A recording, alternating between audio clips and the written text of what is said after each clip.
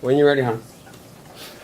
In the beginning of the school year, going into the MPX program was like starting a race. I knew that I would end up at the finish line much stronger than I was at the beginning of the year due to the challenging terrain I was yet to conquer.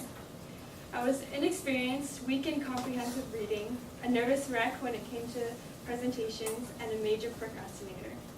Also, I had so much to learn about creating infographics and what it meant to really collaborate. Even so, I was able to be my own superhero in order to cross the first of many finish lines. This is my story. Oh, wait, sorry. Okay. I was a superhero. My goal was to achieve the A+ on my assignments. In order to do so, I had to defeat any villains that came in my way by using the skills that I learned. Once the villain was defeated, that signaled my mastery in the skill that I just learned. By constantly defeating the villains, I was able to earn good grades and knowledge alongside my fellow superhero teammates. I started as a rookie, and the first villain to challenge me forced me to improve my analytical skills. Reading was not my forte, and I had the tendency to skim rather than delve. However, the Butter Instagram project, as well as the annotations with Vespasi and the Spanish tragedy, made reading between the lines an obligatory process. For the Butter Instagram project, I decided that having photos that related to my scenes metaphorically rather than literally would be a more effective method of portraying the emotion, mood, and meaning of it.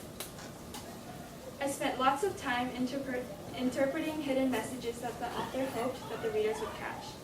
Not only did this help me comprehend the novel on a higher level, it allowed me to discover my own interest in reading. Now, I believe that skimming through a book makes it dull, but if you really understand what is going on, it will allow you to get involved with the plot and connect with the characters. As for the annotations, they serve the same purpose as the Butter Instagram project. My annotations included comments regarding my opinion, brief summaries of understanding, vocabulary, predictions, and much more. In order to be able to write about these things, I had to know what was going on in detail. Ultimately, I was able to defeat this villain or challenge by being more thorough, and I ended up as a better reader and analyzer. And these are an example of my Vespasi annotations. The next challenge I faced was one that went undefeated for a long while. It was the villain of public speaking. For as long as I can remember, I was always extremely nervous to speak in public, especially in front of strangers. It was even worse when I spoke to a smaller group of people because I was scared that I would not know the answers to their questions. I would stutter and mix up the words in my sentences, and in order to become a more eloquent public speaker, I needed more time and more practice. I was able to get myself used to speaking without a script through the Athens and Melos simulation. It was a debate-like environment, so there was no way for me to be prepared of what the other team was going to say. However, I made sure to study the background information thoroughly so that I was able to combat the opposing side without hesitation. Also, I was presented with the great opportunity to practice speaking through the Heroes Exhibition Gallery as well as the MPX Open House. At the Heroes Exhibition, I was able to have a conversation with several people. In the beginning, my words felt a bit awkwardly said, and I stammered in some places, but towards the end, I became more comfortable with the people and sharing my work. This allowed me to hold conversations that were more in-depth and much more interesting for me as well as the viewer. The Heroes Exhibition helped my presentation skills, but was nothing compared to what I learned through the MPX Open House. The purpose of the open house was to get visitors interested in the MPX program, and my job was to explain what the program was and some examples of projects that we completed or were working on. Again, my words felt shaky at first, but once I had a conversation with a few guests, I felt much more relaxed. I think the reason why I enjoyed this experience so much was because I was able to speak with people who genuinely wanted to listen to what I had to say. I loved the feeling of people appreciating and understanding the words I spoke, so I kept diving for more. They were like candy. I couldn't help myself but to keep grabbing more, just to get the sugar rush that I became addicted to. By doing this, I provided myself with constant practice, and by the end of the experience, I was certain that the villain that had hovered over my head for so long was gone. Not only did my nerves disappear, I longed to speak more for the rush. life, I had identified myself as a procrastinator. I just couldn't help myself. I would procrastinate and end up suffering without fail. By getting involved in MPX, I set myself up against the villain, determined to have it beaten. The project we received gave us lots of freedom in what we could create, so I constantly had sparks of ideas popping up in my head. I became excited with the endless ideas that I could come up with, but they were not ones that I could pull off overnight. I began to use my time wisely, especially in class. 2 projects that I worked hard on in this way were the cell analogy and the water infographic. On both of these projects, I really wanted the product to be of good quality, so I pushed myself to keep working when there were distractions. After seeing the product, I was proud of what I accomplished, and I realized that as long as I don't procrastinate, I can make all of my projects just as good, if not better. Finally, I got rid of the villain, and I was finally free. In STEM, several of our assignments were to create infographics. Because I had only made one infographic in the past, I was inexperienced with yet another villain to face. The first infographic we did was on diseases.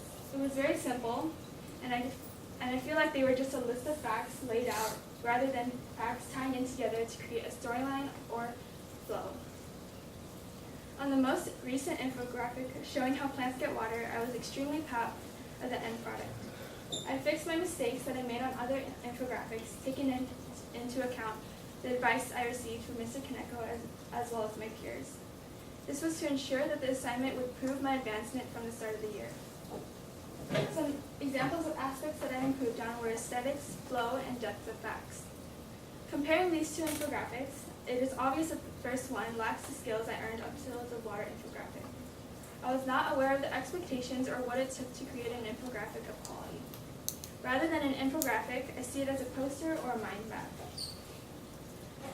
I don't recall putting lots of effort into researching the topic, and only a few sources were used to get very broad facts.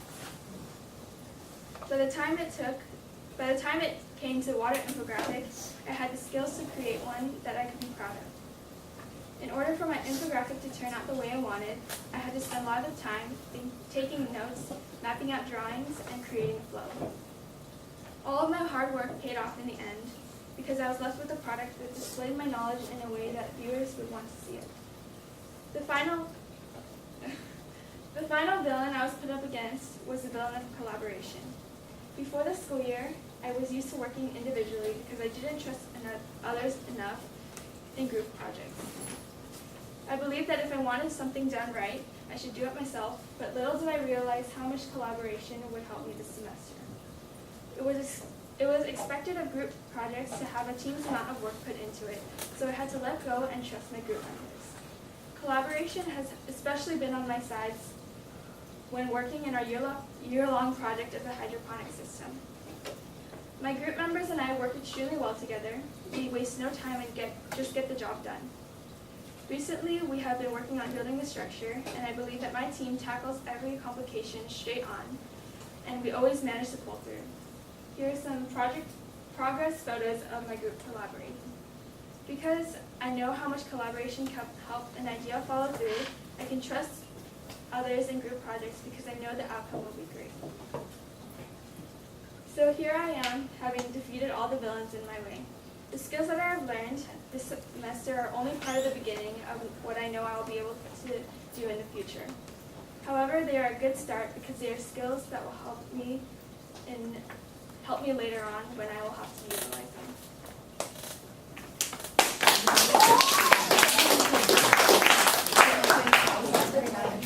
Questions or comments? Hana, so did you feel when reading the books, right? Did you feel like taking the effort to dive deep into the book and get a full understanding helped you get interest in the book? Yeah, because usually when I read books, I'm not really focused. I'm usually concentrating on other things at the same time. So I don't really know what's going on, and I'm too lazy to reread it sometimes. Right. So if I really know what's going on, then it's much more interesting. Right. So that's good advice for students, right? That, you know, a lot of students, I don't want to read this book, why do I have to read this book? Maybe step back and try to understand it. Maybe it'll be more interesting. Okay. Any other questions or comments for Hana? Good job. Okay.